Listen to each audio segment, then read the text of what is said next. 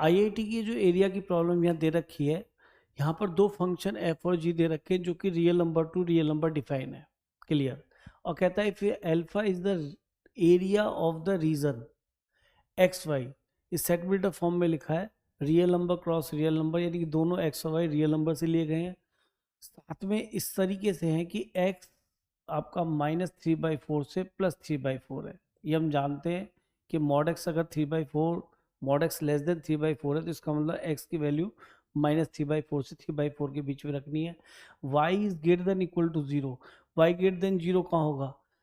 आपका first quadrant में और सेकंड क्वाड्रेंट में, पॉजिटिव होगा, नेगेटिव लेना। और हमेशा इन दोनों फंक्शन के मिनिमम से y हमेशा कम होना चाहिए, यानी कि एफ एक्स और जी एक्स का जो भी मिनिमम कर्व बनेगा उससे नीचे लेना है। तो y एक्स एक्सिस के ऊपर लेना है और minimum of these two curve से नीचे एरिया लेना है, ये हमारा टारगेट है। लेकिन एक अच्छी बात है कि हमें केवल -3/4 से +3/4 के बीच में ही देखना है। तो ठीक है, इसका मीनिंग इसने भी मॉड एक्स लेस देन 3/4 लिखा है, फिर एक्स का डोमेन ये बन गया -3/4 से 3/4 फंक्शन के लिए। लेकिन यहाँ पे हमें घबराने की जरूरत नहीं है, ये फंक्शन लीनियर ही है, क्योंकि अगर मैं मॉडुलस हटाऊंगा तो लीनियर इक्वेशन नजर आएगी एक्स में, तो इसका मतलब स्ट्रेट लाइन ही बन रही है। दूसरा एक चीज कर्व ट्रेसिंग में ध्यान रखना चाहिए, कई बार यूज होता है कि फंक्शन इवन है या ऑड है, तो यहाँ साफ नजर आ रहा है ये फंक्शन भी इवन है, यानी x की जगह अगर मैं यहाँ पे -x रखूँ तो f ऑफ -x की वैल्यू सेम fx के बराबर आ रही है। आप खुद चेक भी कर सकते हैं, x की -x सेम रहेगा। ऐसी g ऑफ x से बात करें तो जरा ध्यान से देखो कि g ऑफ -x अगर हम निकालेंगे तो माइनस ऑफ मॉड x ही होता है। इससे ये पता पड़ा कि फंक्शन इवन है, और फंक्शन इवन है तो इसका मतलब जैसा वो वाई एक्सिस के राइट में बनेगा वैसा ही वो सेम कर्व लेफ्ट में बनेगा। यानी हमारा टारगेट केवल इतना है कि राइट में कर्व बना लेते हैं और उसके बाद लेफ्ट में तो सेम कर्व बना देंगे। ठीक है, तो कर्व बनाना स्टार्ट करते हैं। अब देखिए यहाँ पर हमने कर्व बनाना स्टार्ट किया, ये हमने वाई एक्सिस ड्रॉ करा, ये हमने एक्स एक्सिस ड्रॉ करा, और अब हम यहाँ पर कर्व को बनाना स्टार्ट कर रहे हैं। अब देखिए यहाँ पर पहला कर्व हमारा पैराबोला है, और पैराबोला की जानकारी शायद हमें इतनी है, ट्रांसफॉर्मेशन के थ्रू जाए तो y इक्वल टू x² + 5/12 ये कर्व लिखा हुआ है। अगर मैं इसमें से 5/12 को डिलीट कर दूं तो y इक्वल टू x², ये मेरा नोन कर्व है जो कि पैराबोला बनता है। शायद सबसे पहला कर्व हम यही सीखते हैं। इसके बाद जब fx अगर हम इसे माने तो fx में क्या हुआ, कांस्टेंट ऐड हुआ। कांस्टेंट ऐड करने से कर्व शिफ्ट हो जाता है, तो यही सेम कर्व शिफ्ट होके डिस्टेंस ओरिजिन से ऊपर 5/12 ऊपर चला जाएगा, यानी सेम कर्व शिफ्ट हो जाएगा इस तरीके से। यही पैराबोला इधर शिफ्ट हो जाएगा। चेक कर लो, चाहे 0 पे 0 देता है देखो ये, और ये 0 पे 5/12 देगा, तो कर्व सेम बनेगा, यानी हर पॉइंट 5/12 ऊपर शिफ्ट हो जाएगा। ठीक है, तो ये पैराबोला तो हम बढ़ा सकते हैं, कोई प्रॉब्लम नहीं। ठीक है, पैराबोला ड्रॉ कर लेते हैं। पैराबोला हमने ड्रॉ कर लिया, इसको थोड़ा सा यहाँ से हटा देते हैं, कर्व और प्रॉपर वे में दिख जाएगा। इस तरीके से हमारा पैराबोला नजर आएगा। तो यहाँ पे पॉइंट कितना है, 0 पे 5/12, कि जी ये काम तो खत्म हो गया, ये 12 है। अब कि अब तो सर दूसरे कर्व से बात करनी है। यहाँ पे कहा कि x इसका भी -3/4 से +3/4 है। ठीक है, तो हमें -3/4 से +3/4 में ही रहना है और इधर उधर कहीं नहीं भागना। +3/4 यहाँ पे आ गया। ठीक है, अब अगर स्ट्रेट लाइन की बात करें तो मॉडुलस को भी हम रिमूव करना चाहें तो यहाँ पे जी एक्स का कुछ ऐसा नज़र आएगा। हमें ध्यान से देखिए, अगर मैंने एक्स को जैसे इस रेंज में था, दो पार्ट में ब्रेक करा क्योंकि इसका क्रिटिकल पॉइंट 0 आएगा, तो एक्स हमारा अगर 0 से लेके +3/4 तक है, तो मैं तो राइट में ही बनाना चाह रहा हूँ कर्व, क्योंकि लेफ्ट में सेम बनेगा। तो ये तुम्हारा कर्व 2 × 1 - 4, और जब x पॉजिटिव होगा तो ये पॉजिटिव x के साथ खुलेगा बाई 3, तो ये हमारा कर्व आ जाएगा। और दिख रहा है लीनियर इक्वेशन है, तो ये फंक्शन लीनियर है तो स्ट्रेट लाइन ही बनेगा, कोई प्रॉब्लम नहीं। तो 2 पॉइंट से कर्व स्ट्रेट लाइन बन जाता है, कोई दिक्कत नहीं है। x को 0 रखिए, 0 पे वैल्यू आई 2, तो 2 तो कहीं ऊपर होगा, 0 पे 2 मिला। और 3/4 रखे, 3/4 रखेंगे तो ये 1 बनेगा, 1 - 1 0, तो 3/4 पे 0 बन जाएगा। तो कर्व जो है कुछ ऐसा नजर आएगा हमारा, ये स्ट्रेट लाइन बनेगी। तो जैसा कि हमारा राइट में कर्व बन गया है, ऐसा ही सेम हमें कर्व लेफ्ट में भी बनाना है। तो ठीक है, ऐसा ही बनाए थे ऐसे। तो आप देख पा रहे हैं कि लेफ्ट राइट में सेम कर्व, कर्व जो है हमारा इवन था, तो इस वजह से इस तरीके से कुछ बना। अब हमें ढूंढना है एफ एक्स और जी एक्स का मिनिमम। तो मिनिमम से मतलब होता है, अच्छा एक काम करते हैं, सबसे पहले एक वर्टिकल लाइन ड्रॉ कर लें और पॉइंट ऑफ इंटरसेक्शन की तरफ भी देख लें, क्योंकि यहाँ पे हम देख रहे हैं कि ये लाइन जो ड्रॉ होगी यहाँ पे कर्व को इंटरसेक्ट करेगी, यहाँ पे इंटरसेक्ट करेगी, ठीक है, बिल्कुल सेम सेम आएगा, बिल्कुल सामने, इसके ऊपर हाइट सेम आएगी, थोड़ा ऊपर नीचे हो गया, कोई बात नहीं। तो अब अगर हम आपसे कहें कि वो जो पैराबोला बना है उसका इक्वेशन हमें नोन है, और ये जो लाइन बनी है इसका इक्वेशन भी ये वाला है, मैंने इसमें नेगेटिव वाला ऊपर नहीं किया, उसके अंदर प्लस आ जाएगा अगर -3/4 से एक्स में जाएंगे, क्योंकि मुझे तो वो पॉइंट ऑफ इंटरसेक्शन निकालना है। तो ठीक है, एक्स पॉइंट ऑफ इंटरसेक्शन से भी हम एक परपेंडिकुलर लाइन ड्रॉ कर लेते हैं। क्लियर? तो अब हम आए कि सर इनका पॉइंट ऑफ इंटरसेक्शन निकालें, फिर एरिया की बात करेंगे।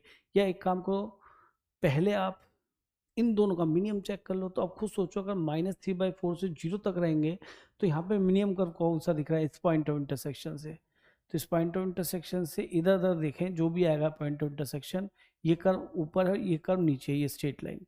तो मिनिमम कौन सा कर्व आया? मिनिमम कर्व आपका ये वाला आया, यानी जो नीचे है, जिसकी कम वैल्यू है।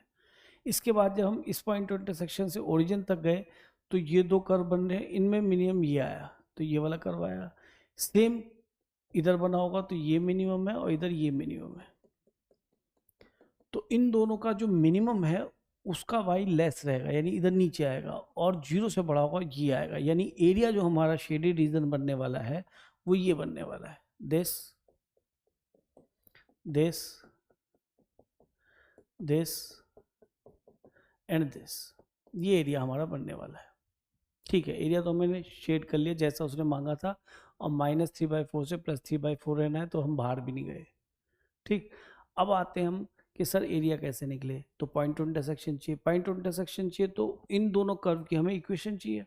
तो ये तो इक्वेशन हमने ये निकाल रखी, ये y इक्वल टू दिस, और एक कर्व की इक्वेशन ये है ही, इसमें तो कोई मॉडल्स वॉल्डर्स है ही नहीं। तो इन दोनों को साइमल्टेनियसली सॉल्व करना है। तो सॉल्व करने के लिए हमने क्या किया, इनको सॉल्व करना है तो हमने इसको सॉल्व करना है। तो y की वैल्यू, ये भी y एक तरह देखा जाए और ये भी y है, साइमल्टेनियसली सॉल्व करेंगे तो y इक्वल टू क्या है, x² + 5/12, और दोनों का y इक्वल कर दिया। ये y कितना था, 2 × 1 - 4x, क्योंकि मैंने 0 से 3/4 के बीच में बात की थी, तो उस वक्त x पॉजिटिव होता है, पीछे लिखा भी है, तो ये आ गया। अब ये इक्वेशन से जो y मिलने वाला है वो इन दोनों को इक्वल करेगा, यानी कि वो दोनों जगह वाई सेम है, तो इनका पॉइंट टू इंटरसेक्शन आएगा। तो सिंप्लीफाई कर लेते हैं, इक्वेशन बन जाएगी x² + 5/12 इक्वल टू 2 - 8x/3। 12 से मल्टीप्लाई कर लीजिए, 12x² + 5 इक्वल टू 24 - 12, 4 8 जा 32x आ जाएगा। इसको इधर ले आते हैं, 12x² + 32x - 19। अब ये आपको फैक्टर करने हैं, तो 12 × 19 के करने हैं, तो इसको 2 × 3 × 2 और × 19, तो ये हमारा बन जाएगा, ये 38 और ये 6, तो डिफरेंस लेंगे तो हमारा 32 आ जाएगा। तो 12x² + 38x - 6x - 19 equal to 0। यहाँ से आपका 2x कॉमन, तो यहाँ पे मिल जाएगा आपको 6x + 19, यहाँ से -1 कॉमन, 6x - 19 + 19 सॉरी। तो इससे तो एक x की वैल्यू -19/6 वो तो लेनी नहीं है, क्योंकि मैं तो x कहाँ से कहाँ तक देख रहा था, 0 से लेकर 3/4 तक ही देख रहे थे ना। और इसके बाद अगर हम देखें तो इससे एक x की वैल्यू आएगी आपकी 1/2, तो 1/2 इस बीच में आ जाएगा। ठीक है, तो अच्छा 1/2 पे y भी निकालना है। अगर मैं यहाँ 1/2 को तो ये 1/4 आएगा, ये 5/12 आएगा, तो 3 से ऊपर नीचे मल्टीप्लाई किया तो ये 8/12 हो गया, और 8/12 का मतलब 4 2 जा और 4 3 जा, 2/3 आ गया, यानी y की वैल्यू उस जगह 2/3 होगी। ठीक है, तो y तो हमारा यहाँ पे 2/3 है, 2/3, और x हमारा अभी अभी देखा था 1/2 आ गया। तो ये वाला जो इसका कोऑर्डिनेट होगा 1/2, 0 होगा। तो ठीक है, हम राइट हैंड साइड का एरिया निकाल लेंगे, उसको डबल कर लेंगे। तो अब स्टार्ट हो जाते हैं एरिया निकालने के लिए। तो एक काम करो, ये जो तुम्हारा टिल्टेड लाइन है ये तो ट्राइंगल है, इसका एरिया तो हम निकाल देंगे हाफ बेस इंटू हाइट से।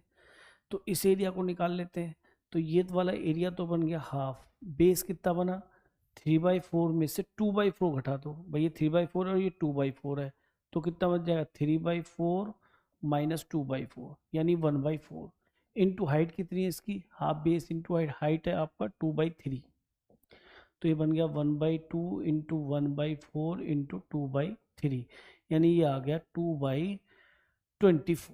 ठीक है सर 1/12 हो जाएगा, कोई दिक्कत नहीं। अब इसकी एरिया निकालते हैं, तो ये तो हमें कोई प्रॉब्लम ही नहीं, ये वाला कर्व तो ये है, तो इस एरिया को भी निकाल लेते हैं। इसको 0 से लेके under the curve above the x axis, तो वाई डी एक्स ही होता है हमारा, तो 0 से लेके 1/2 और वाई की जगह कौन है x² प्लस 5/12 dx, इंटीग्रेट करा तो ये हो गया x³/3 प्लस 5/12 x, और लिमिट अप्लाई कर दीजिए फ्रॉम 0 टू हाफ, जब हाफ रखेंगे तो ये हो जाएगा 1/8, 8 का मतलब 24 प्लस 5 ये भी 24 हो गया है ना, 1/2 रखा तो 24 हो जाएगा, तो ये हो जाएगा 0 रखेंगे तो अपर -0 दोनों ही 0 0 में चला जाएगा, तो ये हो गया 6/24। तो दिस प्लस दिस, इन दोनों को हमें ऐड करना है, 6/24 प्लस 2/24, तो ये हो गया 8/24। तो 8/24 का मतलब कितना आ जाएगा 1/3, और 1/3 तो राइट हैंड साइड का है, तो टोटल एरिया कितना हो जाएगा 2/3, ट्वाइस कर देंगे, तो 2/3 हमारा अल्फा की वैल्यू है, एरिया दे रखा है ना उसने एरिया, तो बस 9 अल्फा निकालना है, तो इक्वल टू 9 इंटू अल्फा 2/3, तो ये 6 आपका आंसर आ जाता है। तो देखिए यहाँ पर देखने में थोड़ा ये क्वेश्चन टफ सा नज़र आता है क्योंकि मॉडल्स वॉडल्स लगा रखे हैं, अदरवाइज ये क्वेश्चन ऐसा है कि इस जैसे लेवल के क्वेश्चन पहले जेईई मेन में भी आ चुके हैं, तो ये 2022 का क्वेश्चन है, अभी तो नहीं आया जेईई मेन में, पर ऐसा क्वेश्चन रिपीट कर सकता है वो, या इससे रिलेटेड क्वेश्चन रिपीट कर सकता है, तो ज़रूर इस क्वेश्चन को करके जाएं एक बार।